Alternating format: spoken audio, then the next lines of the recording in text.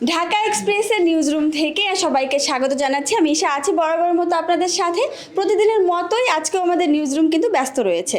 পাঠক ও দর্শকের কাছে সর্বশেষ আপডেট প্রকাশ করছেন আমাদের সংবাদকর্মীরা। গতকাল থেকেই আলোচিত টপিক মমতাজকে গ্রেফতার ও রিমান্ড।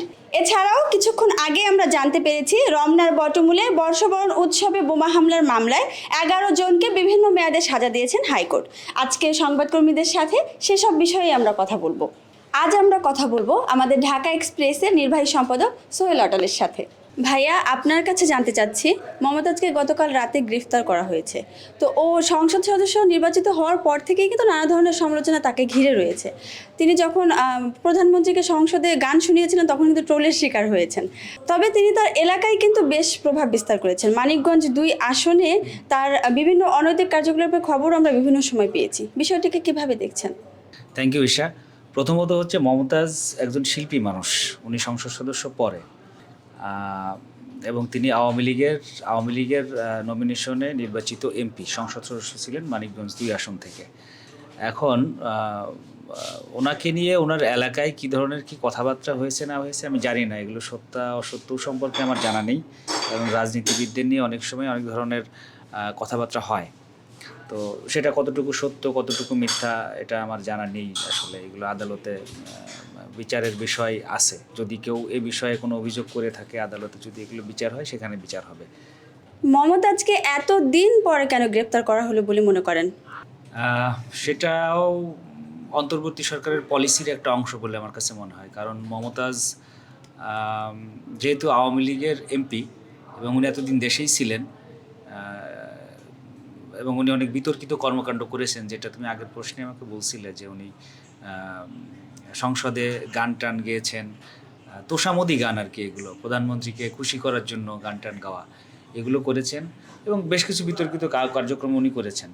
তো সেটার জন্য ওনাকে গ্রেপ্তার যদি করতেই হয় আরও আগেই করে ফেলতে পারতো এই সরকার, কারণ উনি দেশেই ছিলেন। আমরা এখন যেটা বুঝতে পারছি, উনি পালিয়ে যান নাই, উনি দেশেই ছিলেন, আত্মগোপনে ছিলেন। তো ওনাকে গ্রেপ্তার করার দরকার হলে আগেই করে ফেলতে পারতো সরকার। নিশ্চয়ই সরকারের কোনো পলিসি ছিল যে কারণে ওনাকে তখন গ্রেপ্তার করা হয়নি, এখন গ্রেপ্তার করার দরকার হয়ে গেছে, এই জন্যই করেছে। ভাই, আপনার কাছে আরও একটি অন্য প্রসঙ্গে আমরা কথা বলবো। বিষয়টি হচ্ছে, কিছুক্ষণ আগেই আমরা জানতে পেরেছি বহুল আলোচিত রমনার বটমূলে যে বর্ষবরণ অনুষ্ঠানে বোমা হামলার মামলাটি ছিল, সে মামলায় 7 জন মৃত্যুদণ্ডপ্রাপ্ত আসামির সাজা কিন্তু কমিয়ে দিয়েছে আদালত। তো এছাড়া অন্যান্য যারা আছেন তাদেরও কিন্তু সাজা কমিয়ে দেওয়া হয়েছে। তো আপনার স্মৃতিচারণা থেকে ঘটনাটি আগে যদি একটু বর্ণনা করতেন। এটা অনেক আগের ঘটনা, 2001 সালের ঘটনা। 2001 সালের পহেলা বৈশাখে রমনার বটমূলে যে বোমা হামলা হয়েছিল, সেটা আসলে সকাল সকাল আমরা যখন, আমার ব্যক্তিগত স্মৃতিচারণ যদি করতে হয়, আমি ঢাকাতেই ছিলাম সেদিন এবং পহেলা বৈশাখ উপলক্ষে সকালবেলা আমরা বন্ধুরা মিলে বের হব বলে প্রস্তুতি নিচ্ছিলাম। হ্যাঁ, তখনই শুনলাম যে এরকম ঘটনা। সেটা খুবই দুঃখজনক এবং মর্মান্তিক ঘটনা ছিল, কারণ 10 জন মানুষ মারা গিয়েছিল ওই হামলায়। প্রতি বছরের মতোই আমরা বের হওয়ার প্রস্তুতি নিচ্ছিলাম, বন্ধুদের সঙ্গে যোগাযোগ ছিল আগের থেকেই যে আমরা বের হব, ওখানেও যাওয়ার কথা ছিল আমাদের। ভাগ্যক্রমে হয়তো ওই বোমা হামলার শিকার আমরাও হইনি। তো আমি মনে করি যে এটা বাংলাদেশের জন্য একটা কালো দিন ছিল। রমনার বটমূলে যেদিন বোমা হামলা হয়েছিল, বাংলাদেশের জন্য একটা কালো দিন ছিল।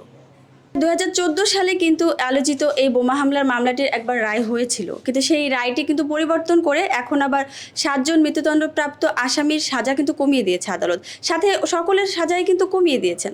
তো এই বিষয়টিকে আপনি কিভাবে দেখছেন? সাজা কমানো বাড়ানো এই ব্যাপারটা আসলে বিচারিক কার্যক্রমেরই অংশ। হ্যাঁ, কী হয়, এই মামলাটা মানে 2001 সাল থেকে 2025 সাল, প্রায় 24 বছর ধরে লাগলো এটার ফাইনাল রায় দিতে, অর্থাৎ 2 যুগ, 24 বছর ধরে এই মামলাটা চলল। তো এর মধ্যে এই 24 বছরে 7 জনের মৃত্যুদণ্ড একবার আগের রায়ে বিচারিক আদালতে 7 জনের মৃত্যুদণ্ড দেওয়া হয়েছে। তারপরে এই যাদের মৃত্যুদণ্ডপ্রাপ্ত আসামি অথবা যারা দণ্ডপ্রাপ্ত আসামি, এরা চাইলে তো উচ্চতর আদালতে আপিল করতে পারেন। যে কোনো মানে দণ্ডপ্রাপ্ত ব্যক্তিই পারেন উচ্চতর আদালতে আপিল করতে পারেন, তারাও আপিল করেছিলেন। তো তো এটা একটা জটিল মামলা, তো এটা অন্য আর 10টা সাধারণ মামলার মতো না, একটা জটিল মামলা, বিচারিক কার্যক্রম, এটার নথি, এটার সাক্ষী, এগুলো সব কিছু জোগাড় যন্ত্র করে আদালতে উপস্থাপনা করা এবং ঠিকঠাক মতো বিচার করা, এটা একটা সময় সাপেক্ষ ব্যাপার ছিল বটে। তো আমার কাছে মনে হয় যে এ কারণেই এটা দেরি হয়েছে, যে অনেক দিন লেগেছে এটার সব কিছু মানে সঠিক বিচারটা করার জন্য যা যা দরকার, যে যে এলিমেন্টসগুলো দরকার সেগুলো উপস্থাপন করতে সময় লেগেছে বলেই এই বিচারিক কার্যক্রমটা দেরি হয়েছে। এটা একটা ব্যতিক্রমী রায় আমার কাছে মনে হচ্ছে, যে 7 জন মৃত্যুদণ্ডপ্রাপ্ত আসামির মধ্যে 7 জনের কারোরই মৃত্যুদণ্ড বহাল রাখেনি আদালত, সাজা কমিয়ে দিয়েছে। 6 জনকে কমিয়ে 10 বছর করা হয়েছে, আর একজনের যাবজ্জীবন করা হয়েছে। আর একজন, এই মৃত্যুদণ্ডপ্রাপ্ত আসামির একজন বোধহয় আগেই অন্য কোনো মামলায় ফাঁসি হয়ে গেছে তার, এদের মধ্যে একজনের। তো যেটা বলছিলাম, এগুলো সবই আসলে আদালতের ব্যাপার, বিচারিক কার্যক্রমের ব্যাপার। আদালত, বিজ্ঞ আদালত যেভাবে ভালো মনে করেছেন সেভাবেই এটার বিচার রায় দিয়েছেন। শুনছিলেন সর্বশেষ খবর নিয়ে ঢাকা এক্সপ্রেসের নিউজরুম পর্যালোচনা। আজ এ পর্যন্তই, পরবর্তীতে আবারও দেখা হবে আপনাদের সাথে কোনো আলোচিত টপিক নিয়ে। ততক্ষণ পর্যন্ত সবাই ভালো থাকবেন, সুস্থ থাকবেন, ঢাকা এক্সপ্রেসের সাথেই থাকবেন।